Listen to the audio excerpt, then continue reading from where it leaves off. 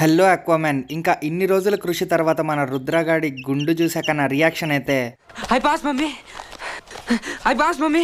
ఏంటి ఇదా? ఇంకా వాడి గుండు పెరిగిన ఖుషీలో వాడికి ఫుడ్ కూడా వేస్తానమాట. దన్న తినేసిండు. అసలు నిజంగా వీడి గుండు కోసం ఎన్ని కష్టాలు పడ్డామో నన్ను ఫాలో అవుతున్న వాళ్ళకి మాత్రమే తెలుస్తుంది. ఫైనల్గా అయితే గుండు పెరిగింది. చూడండి, కోడి బట్టుగాడిని తెచ్చి ఆడికి చూపిస్తుంటే బట్టుగాడు భయపడుతుండు మనోడికి.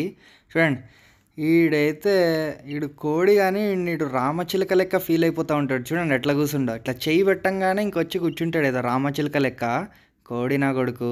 ఇప్పుడు చూడండి ఒక హైలైట్ సీన్ చూపిస్తా. చూడండి ఇద్దరు మంచం కింద ఎంత చక్కగా పడుకుంటున్నారో. ఈ బట్టుగాడు స్నూఫీగాడు ఎక్కడుంటే అక్కడికి వెళ్ళి పడుకుంటాడు అనమాట. కానీ స్నూఫీగాడికి పిచ్చ డిస్టర్బెన్స్. ఎందుకంటే ఆడు కిక్కి అంటనే ఉంటాడు స్నూఫీగాడి చెవుల. స్నూఫీగాడికి ఏమో సైలెంట్గా ఉండాలి. చూడండి స్నూఫీగాడు వాడికి నిద్ర పోనిస్తలేడు అండి చక్కగా.